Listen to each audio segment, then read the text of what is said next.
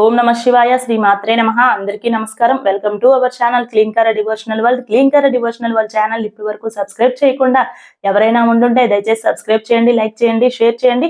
మీరు చేసే ఒక చిన్న లైక్ మాకు చాలా సపోర్టివ్ గా అనిపిస్తుంది. అయితే ఈ రోజు వీడియో ఏంటి అని అంటే కొన్ని ధర్మ సందేహాల కోసం తెలుసుకుందాము.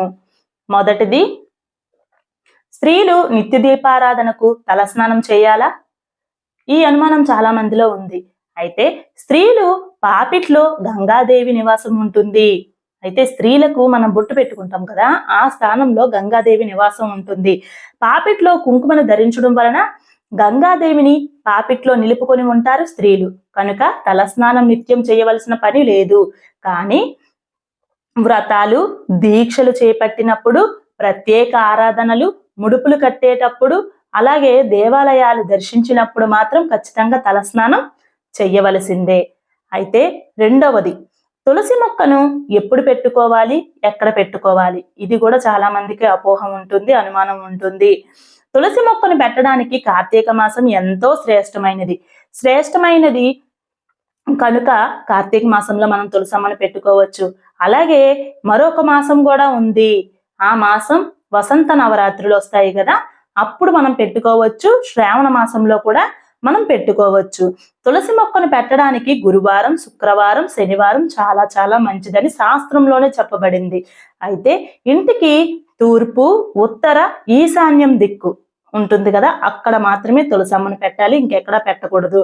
ప్రతిరోజు కూడా నీళ్లు పోయాలి. దీపం, పుష్పం, పసుపు, కుంకుమ సమర్పించాలి. నైవేద్యంగా పాలు, బెల్లం పెట్టవచ్చు. స్త్రీలు నెలసరి సమయం వచ్చినప్పుడు మాత్రం తులసి చెట్టుకు చాలా దూరంగా ఉండడం మంచిది. అయితే మరొక విషయం తెలుసుకుందాము. దేవుడికి హారతి ఇచ్చేటప్పుడు హారతి కొండెక్కితే ఏమైనా నష్టం జరుగుతుందా అనే అపోహ చాలా మందిలో ఉంటుంది. మొట్టమొదటిగా మనం తెలుసుకోవాల్సిన విషయం ఏంటంటే, దేవుడికి హారతి ఇచ్చేటప్పుడు గాలి వీచి గాని, లేదంటే హారతి చెయ్యి జారినప్పుడు గాని కొండెక్కుతుంది కదా. అయితే ఈ రెండిటి వల్ల, మన ప్రమేయం లేకుండా జరిగిన ఈ రెండిటి వల్ల గాని ఇంకేదేనే, మన ప్రమేయం లేకుండా ఏం జరగడం వల్ల కొండెక్కినా కూడా అదైతే దోషం కాదు. మళ్ళీ కర్పూరం వెలిగించవచ్చు, స్వామివారికి ఇవ్వచ్చు, మనం కళ్ళకు అద్దుకోవచ్చు. అయితే ఒకవేళ మనం నోటితో ఎవరైనా ఆర్పడము అలాంటివి చేస్తే మాత్రం చాలా దోషం. అటువంటి జరగకుండా చూసుకోండి. అంతేగాని మామూలుగా గాలి వలనో, లేదంటే హారతి స్టాండ్ మన చెయ్యి జారో, కర్పూరం బిల్ల జారి పడడమో ఇలాంటివి జరిగినప్పుడు మాత్రం ఎటువంటి దోషం ఉండదు. అలాగే స్త్రీలు గుండు గీయించుకోవచ్చా? అది ఒక సందేహం చాలా మందిలో ఉంటుంది. స్త్రీలు గుండు గీయించుకోకూడదు. ఇలా గుండు గీయించుకునే సాంప్రదాయం మగవారికి మాత్రమే ఉంది కానీ ఆడవారికి లేదు. అయితే స్త్రీలు మొక్కుబడులు మొక్కుకున్నప్పుడు తలనీలాలు పూర్తిగా ఇవ్వకూడదు. తలనీలాలు 3 లేదా 5 కత్తెరలు మాత్రమే ఇవ్వాలి. అంతకు మించి పూర్తి తలనీలాలు ఇచ్చే సాంప్రదాయం స్త్రీలకు ఏ శాస్త్రంలోనూ చెప్పబడలేదు. మరొకటి ఏంటంటే, కొబ్బరికాయ గుడికి వెళ్ళేటప్పుడు కొడుతూ ఉంటారు చాలా మంది. అలాగే ఇంట్లో పూజ చేసినప్పుడు కూడా కొడుతూ ఉంటారు. అయితే కుళ్ళిపోతూ ఉంటుంది ఒక్కోసారి. దానికి ఏమైనా దోషం ఉంటుందా? ఖచ్చితంగా కొబ్బరికాయ కుళ్ళింది అని అంటే దానికి భయపడవలసిన అవసరమే లేదు. మరొక కొబ్బరికాయ తెచ్చి కొట్టుకుంటే సరిపోతుంది. దానికోసం ఆందోళన పడి అమ్మో ఏం జరుగుతుందో అనే భయం అస్సలు వద్దు. మరొక విషయం తెలుసుకుందాము. దేవుడి యొక్క చిత్రపటాలు పూజ గదిలో పెట్టుకుంటాం కదా, అవి ఎటువంటివి పెట్టుకోవాలి? ఒకే దేవతకి సంబంధించినవి 2-3 చిత్రపటాలు ఉండొచ్చా అనే డౌట్ చాలా మందిలో ఉంది. ఒక విషయం చెప్తాను చూడండి. దేవుడి గదిలో చిత్రపటాలు పెట్టుకోవడం అని అంటే, ఇప్పుడు పరమేశ్వరుడిది ఒక చిత్రపటం ఉందనుకోండి, అంటే శివ కుటుంబంలో ఎవరెవరు ఉంటారు? మహాశివుడు, పార్వతమ్మ, సుబ్రహ్మణ్యేశ్వర స్వామి, వినాయకుడు. వీళ్ళు ఉన్నప్పుడు మళ్ళీ ప్రత్యేకించి శివయ్య ఫోటో ఇంకొకటి వేరేగా తెచ్చి పెట్టుకోవడమో, లేదంటే వినాయకుడి ఫోటో వేరేగా తెచ్చి పెట్టుకోవడమో ఇలాంటివి చేయకూడదు. ఎందుకనంటే ఏ దేవత స్వరూపమైనా సరే ఒకటే ఉండాలి, 2-3 ఉండకూడదు. మరొక విషయం ఏమిటి అని అంటే, మనం తీర్థయాత్రలకు వెళ్ళేటప్పుడు, ఇప్పుడు వినాయకుడి ఫోటో మన ఇంట్లో ఉంది, కాణిపాకం వెళ్ళాం అనుకుందాం, అక్కడ వినాయకుడి ఫోటో తెచ్చి పెట్టుకుంటాం. లేదు ఇంకో సంపత్ వినాయకుడి గుడికో, లేదంటే ఇంకొక బెల్లం వినాయకుడి గుడికో, ఇంకెక్కడికో వెళ్తాం. వెళ్ళేటప్పుడు ఆ ఫొటోస్ కూడా కొనుక్కొని తెచ్చుకొని పెట్టుకుంటాం. మరి 2, 3 వినాయకుళ్ళు ఫోటోలు, 2, 3 ఈశ్వర ఫోటోలు, 2, 3 అమ్మవార్ల ఫోటోలు పెట్టుకోకూడదు. ఎప్పుడైనా కూడా ఒక స్వరూపానికి సంబంధించి, ఒక దేవతకి సంబంధించి ఒక ఫోటోనే పెట్టుకోవాలి. అయితే మరొక విషయం ఏంటి అనంటే, ఈ ఫొటోస్‌ను ఫ్రేములు ఉంటాయి కదా! ఇప్పుడు చుట్టూ ఫ్రేమ్ ఉంటది కదా! ఫ్రేమ్ గాని, గ్లాస్ గాని పగిలి ఉన్న ఫోటోస్‌ని మనం ఎట్టి పరిస్థితిలో పూజించకూడదు. మరొక విషయం, ఫోటో లోపల అంటే ఈ ఫ్రేమ్ లోపల పేపర్‌తో మనకి అమ్మవారి చిత్రపటం ఉంటుంది కదా! ఆ పేపర్ చిరిగి ఉన్నా కూడా మనం ఎట్టి పరిస్థితిలో మనం ఆ ఫోటోస్‌కి పూజ చెయ్యకూడదు. అర్థమైంది గదా!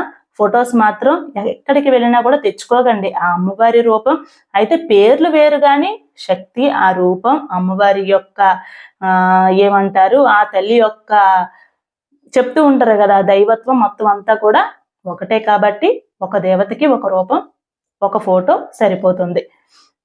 తర్వాత మరొక క్వశ్చన్ ఏంటంటే దీపం వెలిగించేటప్పుడు తీసుకోవాల్సిన జాగ్రత్తలు. ముందుగా మనం నుదుటిన బొట్టు లేకుండా దీపారాధన చేయకూడదు. ఫస్ట్ తెలుసుకోవాల్సిన విషయం అది. మనం గబగబా స్నానం చేసి మర్చిపోయి మనం దేవుడి గది దగ్గరికి వెళ్ళిపోతామని అంటే అది కాదు. ముందు మనం నుదుటిన బొట్టు పెట్టుకున్న తర్వాతే దీపారాధన దగ్గరికి వెళ్ళాలి. అయితే తరువాత తడిగా ఉన్న కుందులు అప్పుడే కడిగేసి వాటర్‌తో ఉన్న కుందుల్లో నూనె పోసేసి దీపారాధన చేయకూడదు. వాటి కొంచెం తుడిచి అప్పుడు అక్కడ పెట్టి మనం దీపారాధన చేయాలి. దీపారాధన చేసేటప్పుడు ఏంటంటే ఎవరితో మనం మాట్లాడకూడదు ఫస్ట్. ఇంట్లో వాళ్ళతో కానీ, బయట వాళ్ళు వచ్చినప్పుడు కానీ దీపారాధన చేసేటప్పుడు మనం ఎట్టి పరిస్థితుల్లో కూడా ఎవ్వరితోనూ మాట్లాడకూడదు. ఇంకొక విషయం ఏంటి, దీపం వెలిగించిన తర్వాత హడావిడిగా వెలిగించేసామా, 2 అగరబత్తులు చూపించేసామా, గంటకోటి హారతి ఇచ్చేసామా, ఇలా చెయ్యకండి. ఇది మనకి భగవంతుడు ఇంత జీవితం ఇచ్చిన తరువాత రోజుకి 24 గంటల్లో ఒక్క అరగంట, ఒక్క 30 నిమిషాలు మనం భగవంతుడి కోసం కేటాయించలేమా చెప్పండి?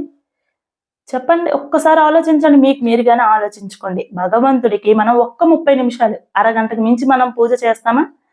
కాబట్టి నిదానంగా దీపారాధన చేసి, ఆ కుందులకి వెంటనే గంధం, కుంకుమ బొట్లు పెట్టి, తర్వాత 2 అక్షింతలు, ఒక పుష్పం చేతిలోకి తీసుకొని, దీపజ్యోతి పరబ్రహ్మ శ్లోకం చెప్పుకొని, ఆ కుందుల దగ్గర వేసి, ఆ దీపాన్ని కళ్ళకద్ది నమస్కరించుకోండి ఫస్ట్. దీపాన్ని మనం పరబ్రహ్మ స్వరూపంగా భావిస్తాం, లక్ష్మీదేవి స్వరూపంగా భావిస్తాం. దీపంలో మనం 3 ఒత్తులు కలిపి వేస్తాం, అంటే బ్రహ్మ, విష్ణువు, మహేశ్వరులు రూపంగా భావించాలి. ఇలా దీపారాధన చేయాలి. అంతేకాని హడావిడిగా చేసేసామా, ఇప్పుడు జాబ్‌కి వెళ్ళే వాళ్ళు, వేరే బయటికి వెళ్ళి పని చేసుకోవాల్సిన వాళ్ళు, వాళ్ళకి షెడ్యూల్ సరిపోదు. టైం వాళ్ళు మేనేజ్ చేసుకోలేనప్పుడు అలాంటి వాళ్ళు చేశారన్న ఒక అందంగా ఉంటది. కానీ కొంచెం ఖాళీగా ఉండేవాళ్ళు, అలాంటి వాళ్ళు కూడా ఖాళీగా ఉన్న టైంలో మంచిగా చేసుకోవడానికి చూడండి. కాబట్టి ప్రతి ఒక్కరు కూడా భగవంతుడికి టైం కేటాయించడానికి ప్రయత్నించండి. అదే విధంగా ఏంటంటే ఇంకొక విషయం, మనం అగ్గిపుల్లతో దీపారాధన చేస్తూ ఉంటారు. ఖచ్చితంగా అగ్గిపుల్లతో దీపారాధన చేయవద్దు. ఏకవొత్తి అంటే ఇప్పుడు మనం ఒక ఒత్తి ఉంటుంది కదా! అది ఒకటి తీసుకొని దాన్ని నూనెలో తడిపి వెలిగించండి. అందులో ఆయిల్ అదేం పొయ్యక్కర్లేదు. నూనెలో తడిపితే సరిపోద్ది. అది వెలిగించి దానితో దీపారాధన చేయండి. లేదు అనుకుంటే అగరబత్తి వెలిగించి అగరబత్తితో దీపారాధన చేయండి. అంతేకాని అగ్గిపుల్ల వెలిగించేసి అగ్గిపుల్లతోని దీపారాధన చెయ్యొద్దు. దీపం కోసం తెలుసుకున్నాం కదా! ఇలా మరెన్నో విషయాలు మీకు ధర్మ సందేహాలు అనే కాన్సెప్ట్ ద్వారా తెలియజేస్తూ ఉంటాను. మీకు ఈ వీడియో నచ్చినట్లయితే దయచేసి లైక్ చేయండి. మీకు కూడా ఏమైనా అనుమానాలు, అపోహలు, సందేహాలు ఉంటే కామెంట్ సెక్షన్‌లో అడగొచ్చు. నేను నెక్స్ట్ వీడియోలో ఖచ్చితంగా దాని కోసం చెప్తాను. మీ అందరికీ వీడియోస్ నచ్చాయని అనుకుంటాను. నమస్కారం.